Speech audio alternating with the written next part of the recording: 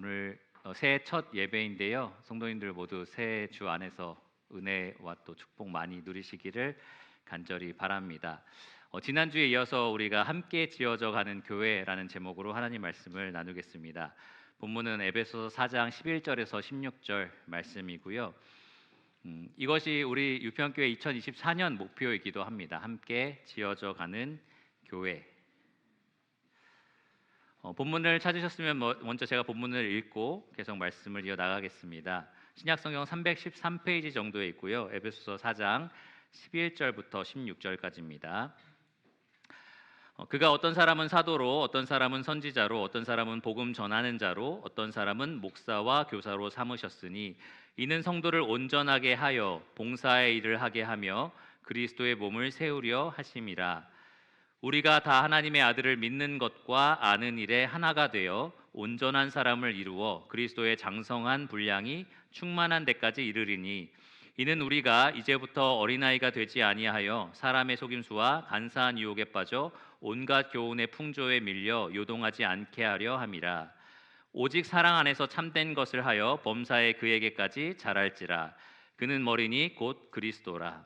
그에게서 온 몸이 각 마디를 통하여 도움을 받음으로 연결되고 결합되어 각 지체의 분량대로 역사하여 그 몸을 자라게 하며 사랑 안에서 스스로 세우느니라. 저희는 이 본문을 통해서 지난주에 하나님께서 이 건강한 교회를 세우실 때에 어떤 사람을 일꾼으로 삼으신다, 세우신다라고 말씀을 드렸습니다. 목사와 교사, 복음 전하는 자가 오늘날 하나님이 세우시는 교회의 일꾼들입니다. 그 외에 여러 일꾼들이 있지만 하나님 특별히 이런 일꾼들을 통해서 두 가지 역할을 맡겨주셨습니다. 11절과 12절에 나와 있는 것처럼요, 성도를 온전하게 하는 것, 그리고 봉사의 일을 하게 하는 것, 이 두 가지 역할을 맡겨주셨습니다.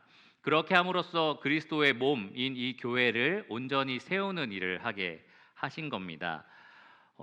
이 교회를 온전하게 하는 것, 이 성도들을 온전하게 만들어주는 것은 사실 목사의 재량이라든지 목사 고유의 능력이 아니라요, 그 목사의 입을 통해서 전달되는 하나님의 말씀입니다. 디모데후서 3장 16절과 17절을 보시면 하나님의 말씀이 교훈과 책망과 바르게 함과 의로 교육하기에 유익하다라고 하면서 이는 하나님의 사람으로 온전하게 하며 라고 말을 하고 있습니다. 하나님의 사람이신 여러분들, 성도님들을 온전한 사람으로 빚어가는 것은 말씀의 능력입니다. 그러면 일꾼은 무슨 일을 하느냐? 그 말씀을 공적인 곳에서 혹은 사적인 곳에서 전파하는 것입니다. 부지런히 때를 얻든지 못 얻든지 이 말씀 사역에 힘쓰는 것입니다. 그렇게 하여서 성도들을 온전하게 세워줍니다. 근데 이것을 일꾼만 하는 일이라고 여러분 생각하지 마시기 바랍니다. 본문에 나와 있는 것처럼 13절에 우리가 다 하나님의 아들을 믿는 것과 아는 일에 하나가 되어야 합니다. 여러분 모두가 다 예수님을 알고 믿는 일에 힘써야 한다라는 겁니다. 그렇게 함으로써 이 교회 전체가 그리스도의 장성한 분량에 충만한 데까지 이를 수 있도록, 그분의 온전하심을 닮아갈 수 있도록 그렇게 우리가 이 예수님을 아는 일과 믿는 일에 하나가 되어야 합니다.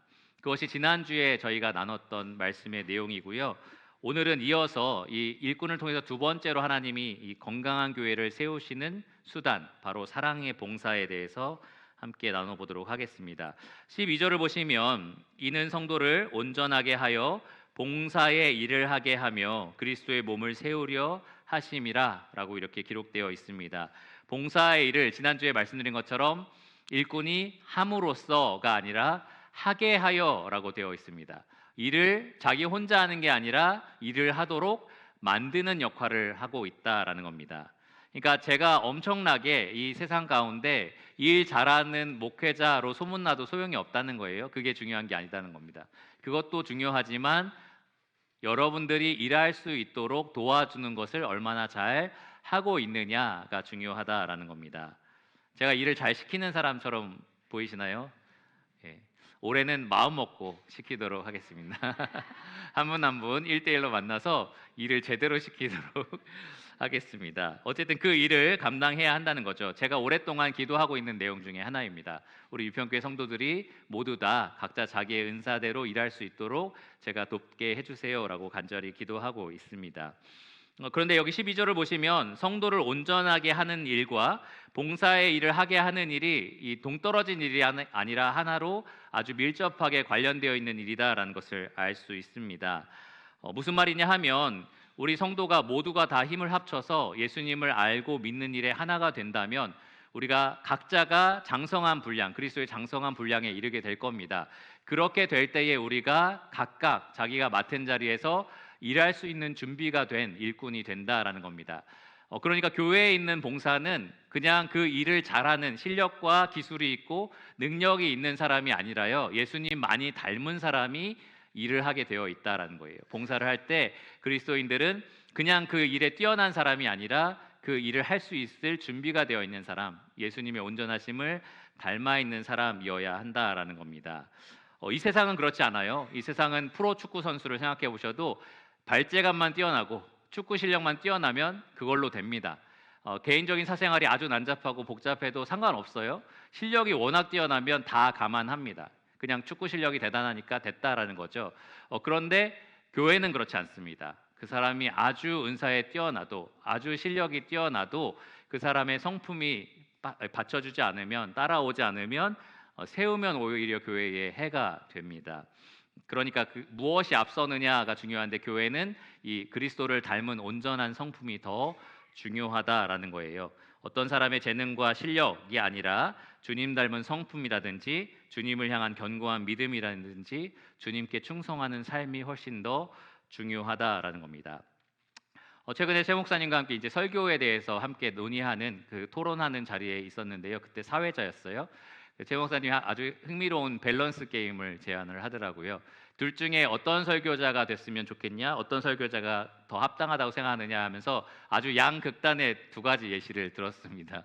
여러분도 한번 선택해 보시기 바랍니다. 첫 번째 사람은 설교 실력이 세계 최고예요. 전파하면 여러분 그냥 막 눈물이 막 흘러나오고 가슴을 찌면서 회개를 하게 하고 막 그런 엄청난 실력이 있는 거죠. 말씀을 정확하게 분별해서 아주 호소력 있게 잘 가르치는 설교자입니다. 그런데 삶이 완전 엉망진창이에요. 내려오면 막 화내고 막 욕하고 막 이런 거죠. 아내한테도 잘 못하고 막 그런 삶을 사는 설교자가 있다고 한번 생각해 봅시다. 두 번째는 설교 실력이 조금 형편없습니다. 좀 말도 더듬더듬 거리고 잘못된 걸 가르치진 않지만 하지만 모두 다 잠에 빠져들게 하는 아주 지루한 설교자인 거죠. 그런데 삶은 예수님을 닮았어요. 겸손하고 사람들을 사랑하는 게 느껴지고 그럼 어떻게 이런 예시가 있냐라고 하시겠지만 원래 밸런스 게임이 그렇습니다. 똥맛 카레와 카레맛 똥 막 이러잖아요. 그러니까 무슨 이런 게임이 있어라고 싶잖아요. 근데 이 두 가지 중에 여러분 한번 선택해 보시기 바랍니다. 어떤 설교자가 이 교회에 필요하다고 생각이 드십니까? 네, 성품이 주님 닮은 사람이 낫죠. 둘 중에 하나를 반드시 선택해야 한다면 두 번째가 낫습니다. 그런데 설교자만 그런 게 아니에요. 교회에서 시설을 맡은 사람이라든지 찬양을 인도한 사람이라든지 모든 일에 있어서 아무리 기술이 뛰어나고 아무리 재능이 훌륭해도 그 사람의 성품이 주님을 닮았느냐 아니냐가 훨씬 더 중요한 겁니다. 노래를 못해도 상관없습니다. 예수님 닮은 성품으로 함께 사랑하면서 섬기면 그게 더 나은 겁니다. 그러니까 이 교회에서 봉사를 할 때는 우선적으로 여기 말씀에 나와 있는 것처럼 온전하게 되는 것, 예수님을 닮은 그 성품을 갖추는 것이 먼저입니다. 그리고 나서 그 자격을 갖췄을 때, 그 성품을 갖췄을 때 우리가 봉사할 수가 있는 겁니다. 또 한 가지 우리가 이 건강한 교회를 이루기 위해서 반드시 기억해야 될 사항이 있는데요. 무엇이냐 하면 우리 모두가 한 사람도 빠짐없이 봉사의 일을 해야 한다라는 겁니다. 이 교회의 머리신 그리스도께서 이 서로 연결되고 결합되어 있는 우리 지체들을 도와서 이 지체가 자라나게, 이 교회의 몸인 이 교회가 자라나게 하시고 세워지게 하시는데요. 이 16절을 보시면 각 지체의 분량대로 역사하게 하신다라고 되어 있습니다. 그러니까 이 지체 중에 어떤 특별한 지체만 움직이게 하시고 세워주시는 게 아닌 거예요. 모든 각 지체가 그 분량대로 역사할 수 있도록, 다른 말로 하면 기능할 수 있도록, 일할 수 있도록 주님께서, 이 머리 대신 예수님께서 도움을 주신다라는 겁니다. 그러니까 건강한 교회는 모든 지체가 움직이는 교회, 우리 몸도 마찬가지잖아요. 여러분 건강한 몸이다 하면은 몸의 모든 구성 요소가 모든 지체가 다 제 기능을 건강하게 수행을 해야 합니다. 마찬가지로 건강한 교회다라고 할 때는 모든 지체가 자기의 기능을 제대로 수행하는 교회가 건강한 교회입니다. 그럴 때 교회가 건강하게 자란다라는 거예요. 지금 오늘 본문인 이 4장에서는 몸의 비유를 통해서 건강한 교회는 어떤 교회인지를 바울이 말했다면 2장에서는 건축물의 비유에서 말을 합니다. 2장으로 잠깐 가셔서 2장 21절과 22절을 보겠습니다. 21절과 22절을 제가 읽겠습니다. 그의 안에서, 그는 예수님을 말합니다. 그의 안에서 건물마다 서로 연결하여 주 안에서 성전이 되어가고 너희도 성령 안에서 하나님이 거하실 처소가 되기 위하여 그리스도 예수 안에서 함께 지어져 가느니라.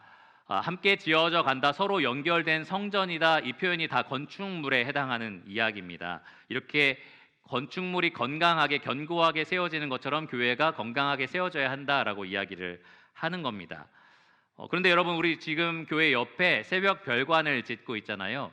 제일 먼저 했던 작업이 뭔지 아십니까? 기둥을 세웠나요?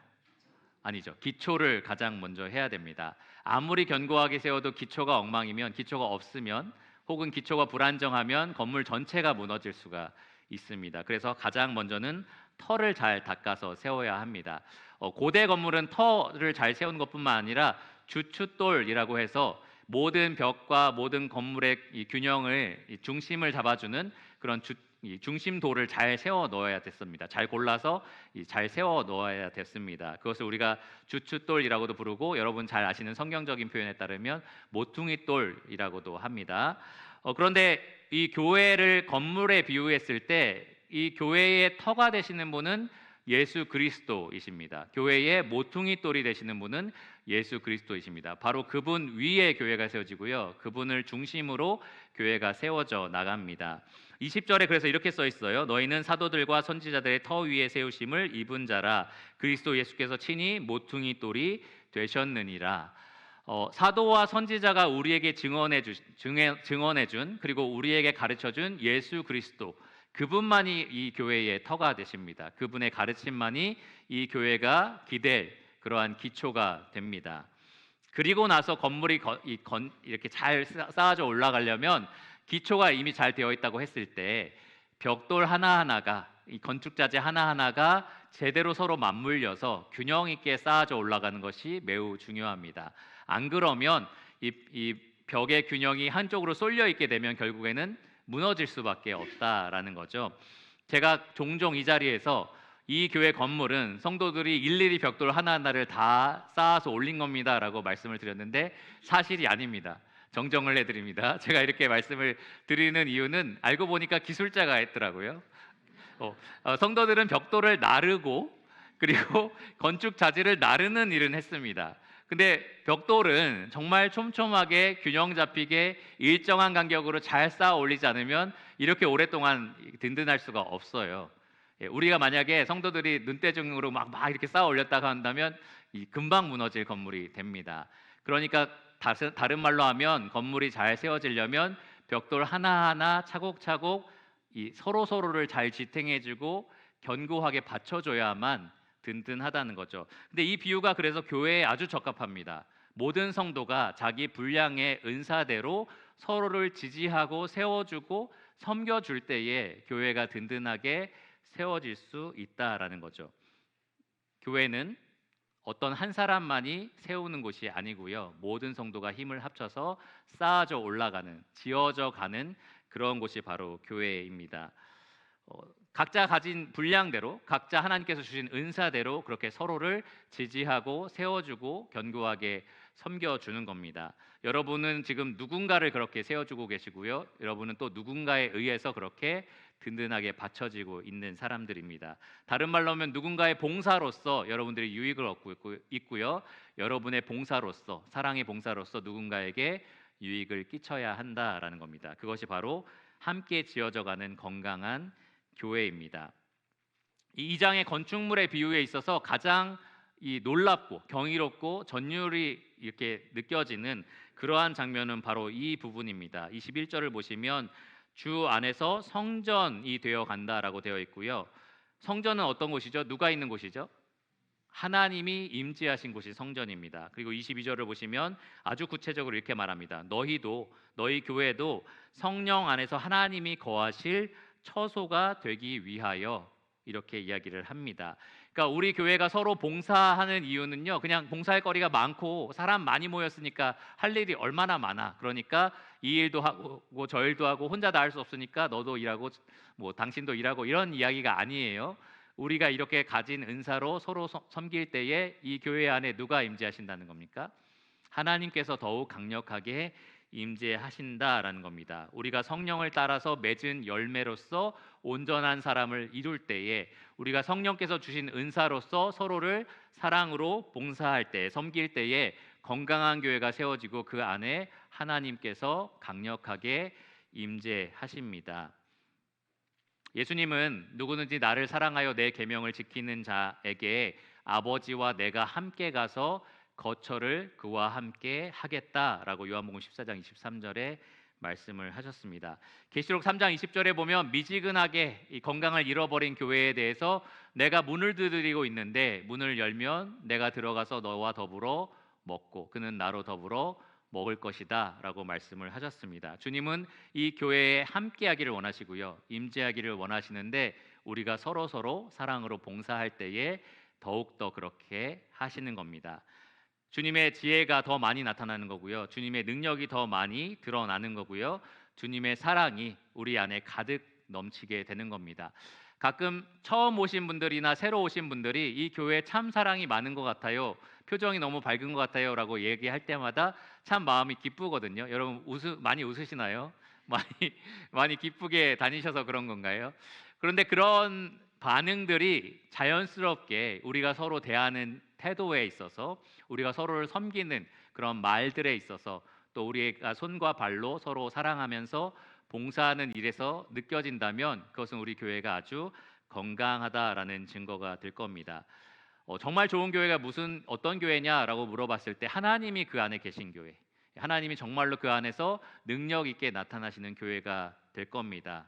우리가 함께 지어져 갈 때에, 우리가 주신 은사로 함께 섬기면서 세워져 갈 때에 바로 그런 건강한 교회를 이룰 수가 있습니다. 그러면 앞으로는 이 건강한 교회가 되기 위해서 우리가 봉사를 어떻게 해야 할 것인지 조금 구체적으로 살펴보려고 하는데, 두 가지 면에서 좀 바로 잡는 일을 해보려고 합니다. 오해와 문제를 좀 살펴보려고 해요. 사랑의 봉사로 섬기는 일을 방해하는 두 가지 오해를 좀 살펴보려고 하고요. 이것은 우리가 은사를 선택하는, 어떤 일로 봉사할까라는 것을 고민할 때 우리가 쉽게 빠질 수 있는 오해입니다. 이후에 살펴볼 문제들은 우리가 은사를 활용할 때에, 그러니까 실제로 봉사하는 일을 할 때에 자주 발생하는 문제 두 가지를 좀 살펴보겠습니다. 먼저 오해입니다. 첫 번째 오해는 은사에 관한 오해입니다.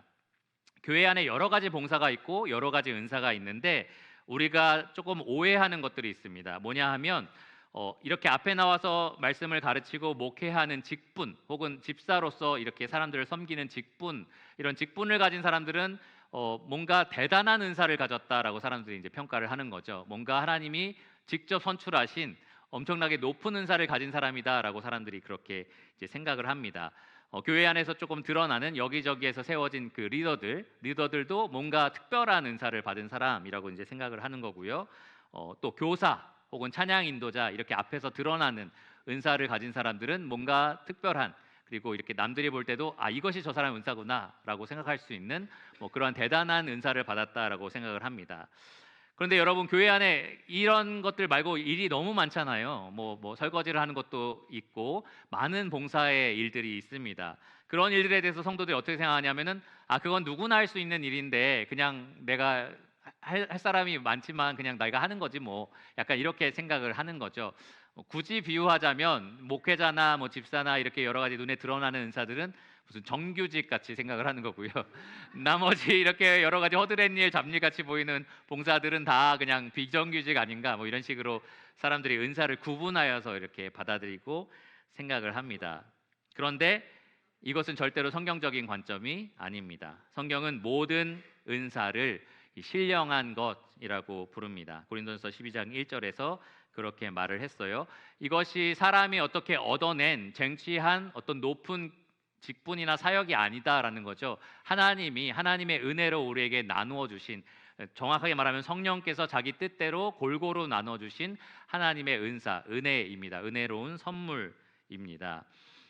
은사는 참 다양한 게 있어요. 고린도전서 12장에 나와 있는 것처럼 교사와 다스리는 것도 은사지만 서로 돕는 것도 은사입니다. 돕는 것은 참 다양한 방식이 있죠. 그러니까 우리가 무언가로 돕고 있다면 그것 또한 우리에게 주신 은사라는 겁니다. 로마서 12장 7절에 보면 섬기는 일도 은사라고 말하고 있고요. 또 로마서 12장 7절 이어서 위로하는 일, 구제하는 일, 긍휼을 베푸는 일도 은사입니다. 베드로전서 4장 11절에 보면 그냥 봉사라는 말을 은사 중에 하나라고 얘기하고 있어요. 그러니까 여러분이 어떤 방식으로든 누군가를 섬기고 있다면, 누군가에게 긍휼을 베풀고 있다면, 누군가를 위로하는 일을 하고 있다면, 또 누군가를 구제하는 일을 하고 있다면 여러분은 지금 그 은사로 성도를 섬기는 겁니다. 그것이 누구보다 더 높거나 낮거나 하는 은사가 절대로 아니라는 거예요. 모든 은사가 요긴합니다. 교회에 유익을 끼친다라는 말이고요. 모든 은사가 필수적입니다. 그 은사가 없으면 안 된다라는 말이에요. 모든 은사가 귀하고 아름답습니다. 여러분 몸의 지체 중에 몸속 깊은 곳에 있어서 별로 중요하지 않다라고 생각하는 게 있나요? 나는 뭐 간 정도는 별로 없어도 될 것 같다. 이런 사람 없죠? 보이지 않지만 내 입술이나 눈이나 코나 뭐 이렇게 보이는 것처럼 중요합니다. 사실 더 중요합니다. 그러니까 교회 안에 우리 눈에 볼 때 크고 작아 보이는 모든 은사를 그렇게 똑같이 중요하고 귀하게 보셔야 합니다. 모두 똑같이 유용하고 또 필수적이다라고 여러분 받아들이시기 바랍니다. 많은 사람이 은사를 생각할 때 세상적인 가치관을 그대로 가지고 들어와요. 그래서 저처럼 입술로 말하고 그리고 가르치고 다스리고 뭐 이런 일을 하는 사람은 무슨 고급 인력 이렇게 생각을 하고, 그렇지 않은 사람들은 조금 그보다 못한 인력 이렇게 생각을 하기도 합니다. 손과 발로 일하는 사람은 뭐 내가 그런 거 못하니까 이거 하지 막 이런 식으로 생각을 하기도 한다는 거죠. 근데 절대 그렇지 않다라는 겁니다. 마리아와 마르다 얘기하면서 사람들이 그렇게 얘기도 해요. 말씀 앞에 있는 사람은 더 예수님 칭찬하셨다. 부엌에서 일하는 사람은 예수님이 책망하셨다. 뭐 이렇게 생각하는데, 예수님이 만약 이 자리에 계시다면 절대 그 의미로 한 것이 아니다라고 분명하게 말씀하실 겁니다. 마리아 마르다가 굉장히 오용되는 경우가 많아요. 모든 봉사가 하나님 앞에서는 중요한 일입니다. 여러분 잘 아시다시피 저희 아버지는 이 손재주가 좋으세요. 뭐 집도 지으시고, 연 목사님도 마찬가지인데 손재주가 아주 좋으십니다. 그래서 집도 짓고 모든 일들을 대부분 다 스스로 하실 수가 있어요. 저는 못합니다. 저는 백열전구랑 형광등까지는 갈 수 있는데 LED는 전혀 못 갈아요. 전선을 손으로 만지고 하는 것에 어떤 감각이 없어서 전원을 올려놓고 하고 그래요. 그래가지고 저는 못합니다. 그래서 하루는 아버지가 오셔서 너는 나이가 40이 훨씬 넘었는데 어떻게 이걸 못하지라고 하셔서 제가 조금 억한 심정 이런 말씀을 드렸어요. 조선시대였으면 아버지는 머슴이고 저는 선비입니다. 저는 글 쓰고 책 읽고 조용히 생각하고 묵상하고, 그러니까 저는 선비고 아버지는 머슴이다 이렇게 말씀을 드렸는데 그러한 구분이 교회 안에는 없다라는 거예요. 제가 억한 심정으로 한 말이니까 이해해 주세요. 네, 교회 안에는 그러한 구분이 절대로 있어서는 안 된다라는 겁니다. 봉사의 일은 절대로 세속적인 방식으로 평가해서는 안 됩니다. 지금 12절에 나와 있는 봉사의 일을 하게 하여에서 이 봉사라는 헬라어 단어는 디아코노스라고 하는데요. 기본적으로 하인을 의미합니다. 하인. 그러니까 무슨 일을 하든지 사실은 주님의 종으로서 하는 일이다라는 거예요. 이 디아코노스의 동사형인 디아코네오는 수종들다라는 뜻을 가지고 있어요. 수종들다. 섬기다, 수종들다라는 뜻을 가지고 있습니다. 사도 바울은 이방인의 사도라는 자기의 직분을 가리켜서 디아코노스라고 불렀고요.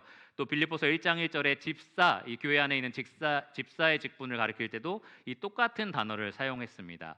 사도든 집사든 성도든 똑같이 주님이 자기의 영광을 위해서 세우신 종이라는 거예요. 하인이라는 겁니다.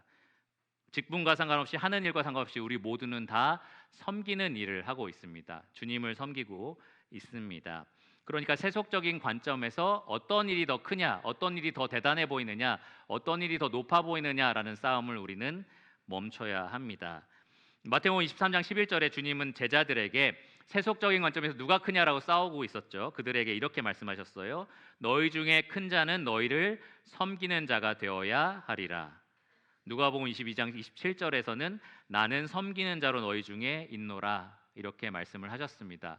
그러니까 예수님은 섬기는 자가 큰 자다라는 가르침을 주셨을 뿐만 아니라 나는 너희 중에 섬기는 자로 있다라고 하시면서 본을 직접 보여주셨습니다. 그러니까 여러분들도 바로 이 예수님의 봉사를 닮아서 이 교회 가운데 섬기는 자로서 그렇게 일하시기를 바랍니다. 예수님의 사랑의 봉사를 본받으시기 바랍니다. 겸손히 우리가 서로 섬기고 있다라고 생각하시기를 바랍니다. 16절에 나와 있는 것처럼 에베소서 4장 16절에 그렇게 될 때에 이 교회는 사랑 안에서 스스로 세워지는 그러한 교회가 될 겁니다. 자, 첫 번째 오해는 은사에 대한 오해였고요. 두 번째 오해는 부르심에 관한 오해입니다. 어떤 사람은 특정한 봉사의 일로 섬기는 것이 하나님의 부르심이 맞나라고 굉장히 골똘하게 생각합니다. 그러니까 하나님의 부르심이 맞는지 확인하려고 애쓰는 거죠. 그 하나님의 부르심을 고민하는 것 자체는 문제가 없습니다. 이것이 나에게 적합한가, 나의 은사가 맞나 이런 생각들을 충분히 할 수가 있죠. 그런데 조금 지나치면 이건 내가 할 만한 일이야, 이건 하고 싶은 일이야, 나에게 잘 맞는 일이야 라는 게 아니면 모든 걸 안 하려고 하는 그런 태도를 우리가 가질 수가 있습니다. 예를 들면 제가 아까 일 시킨다고 그랬죠. 그래서 어떤 성도님들에게 찾아가서 이렇게 부탁을 하는 거죠. 주일 아침에 주보를 나눠주면서 성도를 문안하는 그 일을 좀 해보시면 어떻겠어요? 라고 이렇게 요청을 드린다고 생각해 보세요. 그러면 내가 시간이 있고 아침에 일찍 와서 충분히 그렇게 할 수 있는 뭐 체력도 있고 그러면 한번 해보겠습니다라고 할 수 있잖아요. 그런데 어떤 고민을 하는 거냐 하면 나는 낯을 많이 가린 성격이지. 그러니까 못해. 그리고 나는 성도들 만나면 어색한데 인사하는 게 나는 너무 어색한 사람이야. 그러니까 하나님이 나를 이런 일로 부르실 리는 없어. 나는 이것이 내 은사가 아니야. 이런 식으로 생각하면서 이제 부르심에 대해서 판단을 하는 겁니다. 그런데 여러분, 모세는 하나님께서 모세를 거듭 부르셨을 때, 어떤 일을 맡기기 위해서 부르셨을 때 뭐라고 말했냐면 나는 입이 뻣뻣하고 혀가 둔한 자입니다. 이렇게 계속해서 고사를 했어요. 결국엔 하나님께서 아주 강력하게 이 일을 하라라고 말씀을 하셨는데 모세는 보낼 만한 자를 보내소서라고 얘기를 합니다. 그러니까 나 쓰지 마시고요. 난 안 되니까 딴 사람 보내세요라고 하나님께 말씀을 드린 겁니다. 그때 하나님이 어떻게 하셨습니까? 버리셨나요? 아니죠. 끝까지 모세를 사용하셨습니다. 모세의 분명한 부르심이 있었다라는 거죠. 모세는 자기가 적합하지 않다라고 생각했지만 하나님은 그 사람을 불러서 하나님을 섬기는 일에 사용을 하셨습니다.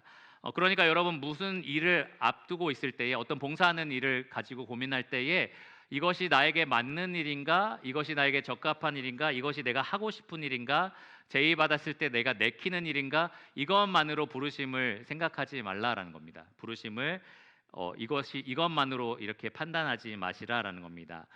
봉사라고 하는 이 디아코노스의 어원이 어디에서부터 왔냐 하면요, 이 식탁에서 하인이 수종 들기 위해서 항상 대기되어 있는 상태, 섬기려고 계속 준비되어 있는 상태에서 왔습니다. 저는 미얀마에서 이렇게 접대받았을 때 이 일을 직접 경험을 했거든요. 성도들이 저를 초대해서 밥을 주면서 옆에 계속 서 있더라고요. 그래서 뭐 하나 봤더니 밥이 좀 줄어들면 밥 더 드실래요? 하면서 주고, 물이 좀 줄어들면 물 계속 따라주고, 언제든지 제가 부족하고 필요한 것들이 있으면 채워줄 준비가 되어 있는 그러한 섬김을 제가 받은 적이 있습니다. 바로 그러한 모습이 여기에서 말하는 봉사의 어원입니다. 그러니까 여러분, 이 교회에서 어떤 봉사의 일이 보일 때 그냥 여러 가지 조건과 어떤 판단거리로 가지고 내가 이걸 할 수 있는가 없는가 막 이렇게 생각하지보다는 주님이 나에게 보여주셨고 그리고 내가 할 수 있는 일이라면 해봐야겠다라는 마음가짐을 가지시기를 바랍니다. 섬김이 요구되는 일이 보이실 때, 성도의 필요가 보이실 때 바로 그것이 주께서 나를 부르시는 일이다라고 이렇게 받아들이시기를 바랍니다. 나는 나이가 너무 많아요. 나는 나이가 너무 적어서 할 일이 별로 없어요 라고 생각하시는 분이 있을지도 몰라요. 실제로 그럴 수 있습니다. 체력도 안 되고 또 여러 가지 기억도 계속 까먹고 그러면서 이제 내가 할 수 있는 일이 뭐지? 라고 생각하는 분이 있을 수 있어요. 그런데 적어도 여러분, 우리는 이 입술로서, 말로서 성도들을 세워주는 그런 섬김을 베풀 수 있습니다. 그래서 에베소서 4장 15절을 보시면 굉장히 흥미로운 말씀이 있습니다. 오직 사랑 안에서 참된 것을 하여 범사에 그에게까지 자랄지라. 여기 사랑 안에서 참된 것을 하다라는 말을 보면 무언가 섬기는 행위를 가리키는 것 같잖아요. 근데 이 원어를 보시면 사실 참된 것을 말하다라는 겁니다. 사랑 가운데 진리를 말하며라고 우리말 성경은 그래서 번역을 했습니다. 그러니까 우리가 적어도 나이가 많고 적고 체력이 있고 없고를 떠나서 또 엄청난 지식이 있든지 없든지 저처럼 앞에서 모든 사람을 대상으로 말하든지 아니면 1대1로 만나서 말하든지 상관없이 이 일은 다 할 수가 있다라는 거죠. 성도를 진리로 세워주는 것, 참된 진리를 말하는 것으로, 사랑 안에서 말하는 것으로 그리스도까지 자라게 하는 일을 우리는 서로에게 베풀 수 있습니다. 그러한 섬김을 우리에게 해줄 수가 있습니다. 이것은 엄청난 재능이 있어야만 할 수 있는 일도 아니고요. 많은 지식이 있어야만 할 수 있는 일도 아닙니다. 경험이 풍부해야만 할 수 있는 일도 아니고요. 건강한 신체라든지 많은 체력을 가져야만 할 수 있는 일도 아닙니다. 여러분 가까이에 있는 가족부터 가까이 옆에 지금 앉아 있는 성도들도 여러분이 입을 열어서 진리로 사랑의 봉사를 그렇게 서로에게 베풀 수가 있는 일입니다. 구역 집회나 아니면 1대1로 만나는 모든 자리나 교제가 있는 자리라면 여러분이 입술로 충분히 성도들을 세워주는 이 봉사를 할 수가 있습니다. 두 가지를 주의하셔야 돼요. 근데 첫 번째로는 항상 진리만을 말해야 한다라는 거예요. 항상 진리만을 말해야 한다. 저도 교제를 자주 하는데 자주 할 때마다 이 성도는 지금 뭔가 진리적인 면에서 잘못 알고 있구나, 뭔가 잘못된 것들을 받아들이고 있구나라고 싶을 때가 있어요. 이 성도는 지금 뭔가 잘못된 길로 가고 있다라는 것이 분명히 보일 때가 있습니다. 지금 어떤 제 눈앞에서 했던 행동이 하나님 말씀에 어긋나는 일을 하고 있어라고 보일 때가 종종 있습니다. 그럴 때에 어떤 타협하고 싶은 마음이 생기냐 하면 괜히 말했다가 사이 안 좋아지면 어떡하지? 괜히 말해서 이 사람이 그걸 못 받아들이면 어떻게 하지? 좋은 반응으로 끝나면 좋은데 나쁜 반응이 나오면 어떡하지? 라는 두려움이 있습니다. 그런 일을 하도록 부르셨지만 그럼에도 두려움이 있어요. 그러니까 성도님들도 마찬가지일 겁니다. 이 성도들이 분명히 볼 때에 저 사람한테 이런 말이 필요할 것 같은데 라고 하는 것들이 아마 느껴지실 겁니다. 근데 그럴 때에 내가 그렇게 하겠느냐라는 거죠. 우리가 그렇게 사랑으로 진리를 말하는 것이 섬김이다라는 것을 여러분 기억하시고 진리를 말씀하시기를 바랍니다. 예전에 제가 한번 말씀드린 것처럼 전화로 다른 교회 청년과 상담한 적이 있었는데 다른 문제로 상담을 하다가 그 청년이 이제 믿지 않는 사람과 교제하고 있다는 것을 제가 알게 됐어요. 근데 이제 고민이 된 겁니다. 얘기를 할까 말까. 지금 처음 상담하는 사람인데 굳이 말해서 뭐해? 그 교회 목사님이 하시겠지? 라는 생각도 들었고 이 사람을 내가 다시 볼 것도 아닌데 괜히 말해서 서로 기분 나쁘거나 이 사람 또 뭐 괜히 왜 그런 얘기 하세요? 지금 그걸로 상담 전화한 것도 아닌데 이렇게 반응하면 어떻게 하지? 뭐 여러 가지 생각들이 막 드는 거죠. 근데 마지막에는 이제 용기를 내서 말을 했습니다. 뭐 여러 가지 고민들 잘 들었는데 이야기하는 중에 이런 말을 하신 것 같아요. 근데 이것은 성경적으로 사실 옳지 않습니다라고 좀 말씀을 드렸거든요. 그러니까 저한테 했던 말이 지금까지 수십 년 교회 생활하면서 처음 들어본 말이다라고 얘기를 하더라고요. 그러니까 사실 사랑의 섬김이 잘 이루어지지 않았다는 증거입니다. 교회를 오래 다녔지만 그 누구도 성도 중에 그 누구도 그 말들을 해준 적이 없다라는 거예요. 제가 찾아다니면서 모든 성도의 문제에 대해서 말할 수는 없습니다. 사실 이 교회는 서로가 그 일을 해줘야 됩니다. 서로가 진리 가운데로 성도들을 인도하도록 진리 가운데 세워질 수 있도록 그렇게 서로를 도와주는 봉사의 일을 해야만 합니다. 기분 좋게 하는 말만 하려고 하지 마시고요. 그 기분 상하지 않게 하는 말만 골라서 하려고 하지 마시고 꼭 필요한 진리를 반드시 성도에게 전하시기 바랍니다. 그것이 여러분이 기본적으로 할 수 있는 사랑의 섬김입니다. 그런데 또 한 가지 주의할 점, 항상 사랑 가운데 해야 된다는 거죠. 너 그거 죄인지 몰라? 막 그러면서 그리스도인이라고 할 수 있어? 뭐 이렇게 말하면 뭘 얘기해도 안 듣겠죠. 사랑이 느껴지지 않습니다. 진리를 말하지만 항상 사랑 가운데 하셔야 합니다. 우리가 고린도전서 13장 사랑장이죠. 우리가 다음 주부터 2달 정도를 최 목사님이 아마 그 고린도전서 13장 말씀으로 하나하나 차근차근 말씀을 나누게 될 텐데요. 그 13장이 나온 배경이 12장의 은사 활용에 대해서 얘기한 다음에 나온 겁니다. 우리가 교회 안에서 여러 가지 봉사를 하는데 은사 활용을 하는데 사랑 가운데서 해야 된다라는 것을 말하는 거죠. 사랑은 진리와 함께 기뻐하느니라. 우리는 진리를 사랑으로 말하는 것으로 서로를 섬길 수가 있고요. 반드시 그렇게 해야만 합니다. 내가 더 너보다 뛰어나다는 것을 나타내기 위해서 혹은 다른 성도들을 깎아내리기 위해서 하는 것이 아니고요. 무례하게 말하는 것이 아니고요. 또 나의 유익이 아니라 상대방의 유익을 구하는 것이 분명한 모습으로 나는 정말 사랑해서 당신에게 이 말을 합니다라는 것이 분명히 느껴질 수 있도록 그렇게 진리로 사랑을 전달하시기를 바랍니다. 그렇게 말로 우리는 서로를 섬길 수 있습니다. 자, 이제는 우리가 봉사를 할 때에, 은사를 활용할 때에 쉽게 발생할 수 있는 두 가지 문제를 다루겠습니다. 첫 번째 문제는 원망과 시비의 문제입니다. 성경은 빌립보서 2장 14절에 모든 일을 원망과 시비가 없이 하라라고 기록하고 있습니다. 이런 명령이 우리 교회에게 내려진 거예요. 모든 일을 원망과 시비가 없게 하라.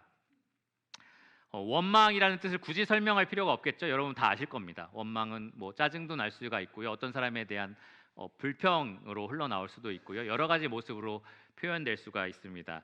그런데 흥미로운 것은 이 원어의 뜻 중에 하나가 투덜거림이라는 게 있었어요.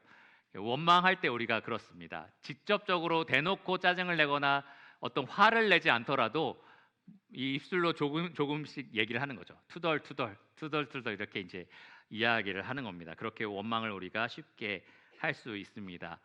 말씀을 마치고 이 설거지 당번이나 내려갔는데 오늘 애청나무 왜 구걸한 거야? 또 하나 더 해야 되잖아. 그래서 투덜투덜 말을 하는 거죠. 속으로는 생각할 수 있어요. 근데 말로 굳이 하는 겁니다. 애청나무이 다 들을 수 있도록. 그래서 성도들이 국까지 먹으니까 얼마나 좋아라고 생각해서 준비했는데 이 설거지 당번은 뭘 생각하는 거죠?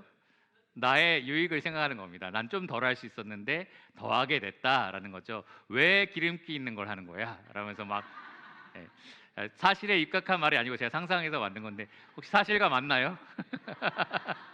어쨌든 그런 투덜투덜 거리는 것이 왜 나오느냐? 우리가 봉사할 때에 우리의 유익을 구해서 그렇습니다. 나의 유익을 생각하는 거죠. 이것을 통해서 누가 유익을 얻느냐 마느냐가 아니라 내 유익을 생각을 하는 겁니다. 제가 토요 실버 학교 할 때는 종종 설거지를 하는데 투덜투덜거리는 거 왜 그런지 충분히 이해합니다. 하다 보면 아니 30분이 넘었는데 왜 그릇을 안 가지고 오는 거야. 막 마음속으로 아니 저기서 교제하는데 그릇 빨리 갖다 주면 안 돼? 라는 마음이 저도 있어요. 그런데 어떤 분은 설거지 하는 동안 그 마음을 제가 가지고 있었는데 어떤 분이 저렇게 기쁘게 일주일에 한 번 만나서 교제하는데 어때요? 이렇게 말씀을 해주시는 거예요. 그래서 참 좋은 마음이다. 저런 마음을 나도 본받아야겠다 라고 생각을 했습니다. 누구의 유익을 구하느냐가 굉장히 중요하다는 거죠. 그럴 때에 원망이 나올 수 있는 겁니다. 나의 유익을 구할 때 원망이 쉽게 나옵니다. 여기 시비라는 말은 이 언쟁과 논쟁을 의미해요. 여러분 교회에서 봉사를 여러 사람과 함께 하게 되면 분명히 언쟁이 생깁니다. 논쟁이 생겨요. 생각하는 게 다르기 때문이고요. 중요하게 여기는 것이 다르기 때문입니다. 이 언쟁이 그냥 가볍게 논의 정도로 끝날 수도 있지만 때로는 아주 과열되어서 서로 화를 내고 그렇게 갈라지는 문제가 생기기도 합니다. 실제로 빌립보 교회는 그런 문제가 있었어요. 유오디아와 순두계라는 여인의 이름이 직접 명시되면서 이들이 좀 싸우고 있다, 원망과 시비를 가지고 있다라는 것이 드러났습니다. 원래는 둘 다 바울과 함께 복음에 힘쓰는 동역자, 봉사하는 사람으로 신실한 일꾼들이었는데 이 두 사람이 함께 일하는 것이 어려움이 된 거죠. 이 원망과 시비가 계속해서 교회 전체의 문제로 퍼져나가니까 바울이 두 사람의 이름을 직접 언급해서 모든 시대 교회가 다 읽을 수 있도록 모든 시대 교회가 다 그 이름을 우리에게 알려주는 거죠. 이런 이름으로 너네 남고 싶어? 약간 이런 생각인 거죠. 그래서 그렇게 우리에게 경고를 하고 있습니다. 그러면서 바울은 이들의 문제를 바로잡기 위해서 이렇게 처방전을 내렸습니다. 빌립보서 4장 2절에 보시면 주 안에서 같은 마음을 품으라. 여러분 봉사에 힘쓸 때 모든 성도는 마땅히 이 같은 마음, 바로 예수 그리스도의 겸손한 마음을 품어야 합니다. 이 같은 마음을 가질 때 우리는 원망과 시비가 없이 함께 일할 수가 있습니다. 이 겸손한 주님의 마음은 어떤 특징을 가지고 있냐면 자기가 가지고 있는 권리를 자기 유익을 위해서 내세우지 않는 그런 온유함을 특징으로 가지고 있습니다. 하늘 보좌에서 아버지 하나님과 본체이신 이 동등하신 분이시지만 그 권리를 스스로 비우셨다라고 말하잖아요. 스스로 그것을 내세우지 않으셨다라는 겁니다. 자기 유익을 위해서는 그렇게 하지 않으셨다는 거죠. 주님이 이 땅에 오셔서 하나님으로서 가지고 계셨던 권위라든지 권세, 능력을 항상 아버지의 뜻과 또 상대방의 유익을 위해서 사용하셨다는 거예요. 자기를 내세우기 위해서, 자기를 보호하기 위해서 그렇게 하지 않으셨다는 거죠. 항상 아버지의 뜻과 다른 사람의 유익을 위해서 주님은 자기의 권세를 사용하셨습니다. 때로는 여러분 봉사할 때에 이것은 나의 권리야, 이 정도는 말할 수 있지라고 생각하는 권리들이 있을 거예요. 근데 그러한 권리들을 과연 이것이 내 유익을 위해서 내가 지금 쓰고 있는 건지 아니면 상대방의 유익을 위해서 쓰고 있는 건지 잘 생각해 보셔야 합니다. 저도 마찬가지예요. 일을 맡기는 사람 입장에서는 어떤 것들은 과감하게 막 얘기를 해야 될 것 같고 어떤 거는 막 혼내야 될 것 같고 막 그런데요. 항상 동기를 생각해 봅니다. 이것이 정말 저 사람의 유익을 위해서 내가 하려는 말인가? 아니면 그냥 이 일이 안 되는 것이 짜증나서 저 사람이 잘 안 하는 것이 좀 화가 나서 하려고 하는 말인가? 그것을 잘 생각해 보셔야 합니다. 또 예수님의 겸손의 자세는 항상 아버지 하나님의 뜻을 이루고 또 상대방의 유익을 주기 위해서 기꺼이 자기의 권리를 포기하고 자기 목숨을 자발적으로 내놓는 데까지 희생적으로 섬기는 모습으로 나타났습니다. 우리가 그렇게 신실하게 희생적으로 섬기는 자가 되어야 합니다. 그래서 여러분 봉사하실 때에 언제든지 원망과 시비의 문제가 일어날 수 있거든요. 투덜투덜 거릴 수가 있고요. 또 사람들과의 언쟁이 일어날 수 있습니다. 그럴 때마다 항상 예수님의 마음을 생각해 보시기 바랍니다. 그리스도의 봉사가 어떠했는지를 여러분 다시 한번 묵상해 보시기 바랍니다. 요한복음 13장에는 주님께서 제자들에게 본을 보이신 봉사의 모습이 나타나 있는데요. 그 동기는 항상 사랑이었습니다. 13장 1절에 예수님께서 자기 사람들을 사랑하시되 끝까지 사랑하시니라 라고 말해요. 사랑하기 때문에 봉사하는 겁니다. 그리고 예수님의 이 봉사는 그 사랑은 겸손과 온유로 옷 입은 그러한 섬김으로 나타났습니다. 사실 그 자리에서 가장 높은 주와 선생이신 분이었거든요. 그들이 주님 주님 부르는 사람이 예수님이었고 선생님이라고 불렀던 분이 예수님이었습니다. 근데 그 누구도 발 씻기는 일을 하려고 하지 않았어요. 그때 예수님은 어떻게 하셨습니까? 친히 허리에 수건을 두르고 대야에 물을 떠서 직접 제자들의 발을 씻겨 주셨습니다. 겸손과 온유로 옷 입고 직접 섬김을 보여주신 겁니다. 그리고 나서 이렇게 말씀하셨습니다. 요한복음 13장 14절과 15절입니다. 내가 주와 또는 선생이 되어 너희 발을 씻었으니 너희도 서로 발을 씻어주는 것이 옳으니라. 내가 너희에게 행한 것 같이 너희도 행하게 하려 하여 본을 보였노라. 주님은 직접 이렇게 보여주셨을 뿐만 아니라 이렇게 하라라고 우리에게 명령을 하셨습니다. 참 아이러니하게도요, 때로는 교회에서 가장 많이 헌신하고 가장 많이 봉사하는 분들이 원망과 시비를 일으키기도 합니다. 어떤 식으로 일으키냐 하면요, 왜 저 사람은 일 안 하는 거야? 왜 일하러 아무도 안 오는 거야? 뭐 이런 식으로 이제 얘기를 하는 거죠. 저도 그렇습니다. 일을 맡기는 사람으로서는 이제 누구를 일 시킬까 연초에 생각을 해요. 어떤 일에 누가 맡지? 뭐 이렇게 하다가 이 사람은 아무것도 안 하는 것 같은데 왜 몇 년 동안 안 하는 거야? 막 이런 생각이 이제 마음속에 드는 거죠. 그런데 여러분 아까 말씀드린 것처럼 이것이 정말 모든 성도가 함께 이 교회를 이루어 가기 위해서 같이 봉사했으면 좋겠다라는 선한 마음인 건지 아니면 일 안 하는 거에 대한 그냥 나의 개인적인 짜증과 분노인 건지를 가만히 생각해 보셔야 합니다. 분노와 원망이 가득 차서 왜 도대체 일을 안 하는 거야 라고 생각하는 마음이라면 사실 좋은 결과를 이뤄낼 수는 없어요. 예수님이 지금 여기에서 보여주셨던 것처럼 요한복음 13장에 보여주신 것처럼 먼저 사랑의 본을 보여주시고 같이 이렇게 일하지 않겠냐라고 초대하는 것이 가장 아름다운 모습입니다. 주님처럼 사랑으로 그렇게 함께 봉사하는 일로 이끌어 가시기를 바랍니다. 두 번째 자주 일어나는 문제는 바로 자랑과 교만의 문제입니다. 봉사할 때 우리가 쉽게 자랑할 수 있고요, 또 교만을 품을 수가 있습니다. 우리가 3월부터는 고린도 전서를 차근차근 이제 배워 나가려고 합니다. 교회 안에 여러 가지 문제도 있고 또 우리 교회에 있다는 게 아니라 교회에 문제가 있었던 고린도 교회를 하나하나 바로 잡아가는 이 서신서를 통해서 우리 교회가 점검해야 될 부분은 무엇인가, 또 건강하기 위해서 더 노력해야 될 것은 무엇인가 좀 살펴보려고 하는데요. 이 고린도 교회 특징 중에 하나는 모든 은사에 부족함이 없었다라는 거예요. 고린도전서 1장 7절에 보면 너희가 모든 은사에 부족함이 없다라고 사도 바울이 이 교회를 평가했습니다. 특별히 언변, 그러니까 말로 하는 은사인 거죠. 가르치는 지식 이런 것들에 풍족한 교회였습니다. 성도들의 아는 수준이 대단했다는 거죠. 이 성경에 대한 지식이 엄청났던 교회가 이 고린도 교회였습니다. 근데 여러분 아마 의문이 들 거예요. 어떻게 그런 교회가 그렇게 문제가 많을 수 있어요? 이렇게 이제 생각이 들 겁니다. 왜냐하면 그들이 받은 은사를 은혜로 여기고 청지기처럼 맡겨진 자로서 성도들을 이것으로 잘 섬겨야겠다라고 생각한 것이 아니라 하나님이 주신 은사, 은혜를 자기의 것으로 여기고 그것을 자랑하면서 서로 싸우는 데 사용했기 때문입니다. 우리가 맡겨진 것을 충성스럽게 이행하는 청지기의 마음을 가지고 봉사해야 되는데요. 그러지 않고 내가 가진 것을 나의 재능처럼, 내가 가진 직분을 나의 어떤 내세울 만한 무기인 것처럼 그렇게 성도들에게 자랑하면 문제가 발생을 하는 겁니다. 그래서 사도 바울이 이렇게 고린도 교회를 책망했어요. 고린도전서 4장 7절에 보시면 너에게 있는 것 중에 받지 아니한 것이 무엇이냐? 네가 받았은즉 어찌하여 받지 아니한 것 같이 자랑하느냐? 그러니까 여러분 봉사하실 때 반드시 자랑하려고 하는 태도를 버리셔야 합니다. 사랑은 자랑하지 아니하며라고 고린도전서 13장에 기록되어 있어요. 사랑의 봉사는 그래서 결코 자랑하지 않습니다. 나는 몇 사람에게 전도했고 몇 사람을 구원시켰고 몇 사람에게 침례를 베풀었다라는 자랑 아름답지 않잖아요. 그렇죠? 아름답지 않습니다. 나는 수십 년 동안 봉사해 왔다라는 자랑 아름답지 않습니다. 내가 얼마나 이 교회에서 많은 일을 했고 내가 이것을 했고 저것을 했고 이러한 것들이 결코 자랑스럽지 않고요. 그것은 결코 교회를 세워가는 데 도움이 되지 않는다라는 겁니다. 어떤 교회는 아주 심각하게 이렇게 자랑하는 문화를 교회에 도입을 해요.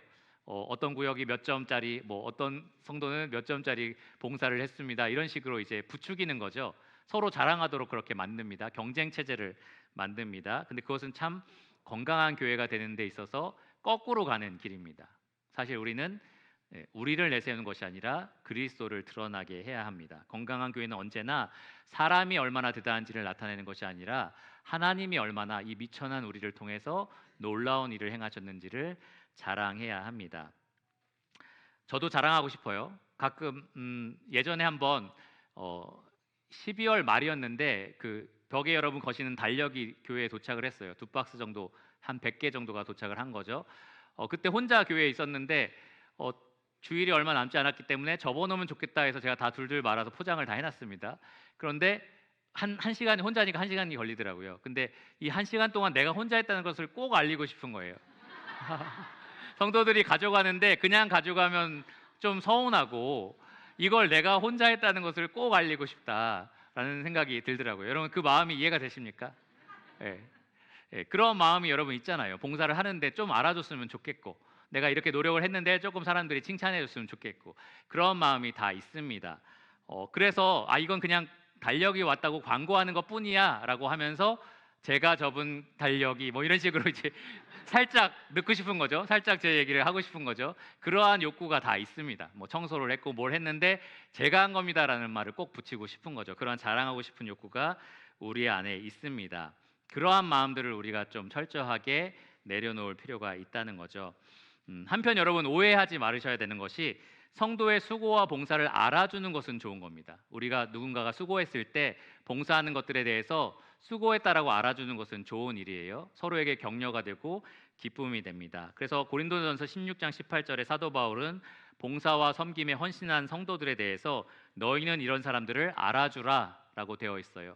가끔 제가 여기 와서 누구 찬양 너무 좋았고요, 어떤 봉사에 감사드립니다라고 말할 때 이런 알아주라라는 명령에 순종하기 위해서 그런 일을 하는 겁니다. 근데 문제는 뭐냐?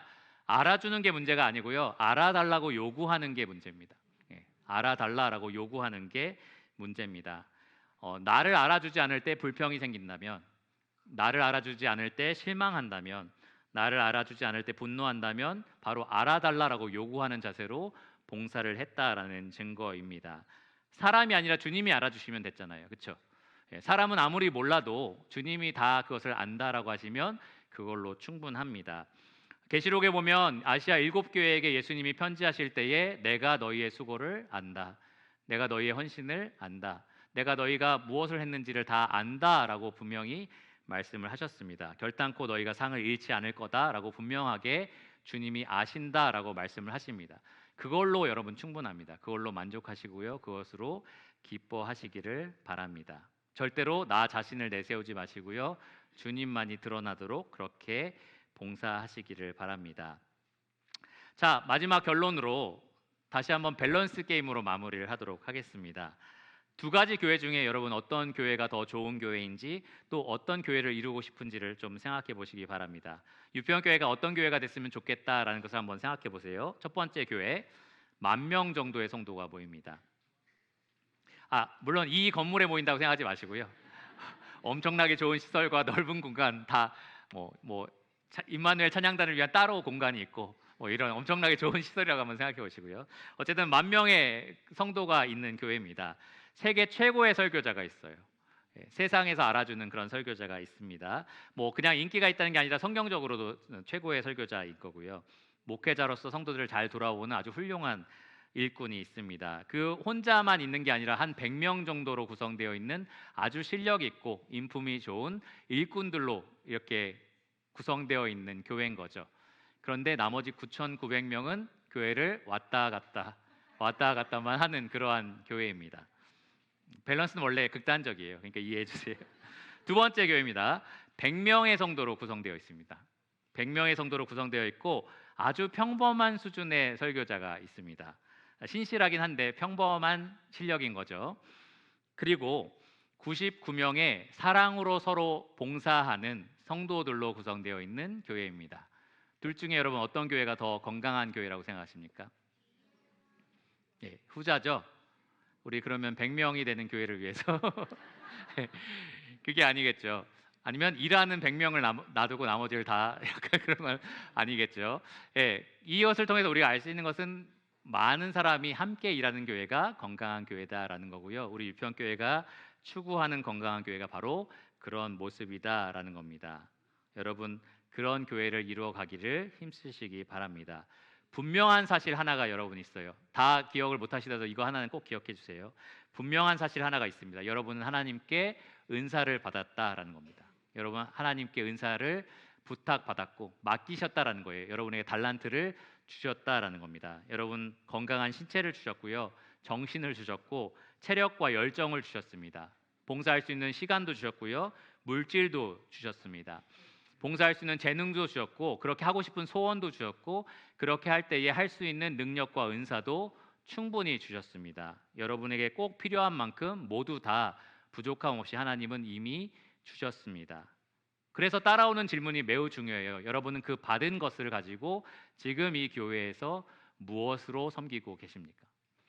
그 받은 것을 여러분 무엇으로 섬기고 계십니까? 결산할 때는 반드시 옵니다. 내가 너에게 맡긴 것으로 얼마나 충성했는지 보자 하실 때는 반드시 온다라는 겁니다.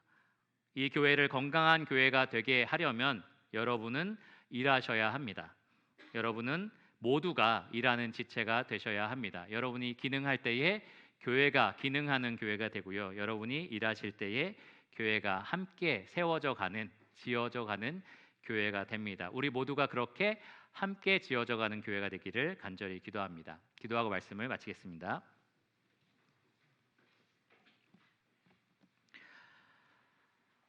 하나님 감사합니다. 이 말씀을 통해서 우리가 함께 봉사하는 또 함께 사랑으로 섬기는 교회가 되기를 다시 한번 소원합니다. 하나님 우리에게 주신 은혜가 너무나 크고 풍성하여서 우리가 그 안에 은혜가 아니면 설 수가 없고 살지 못하는 존재인 것을 고백을 합니다.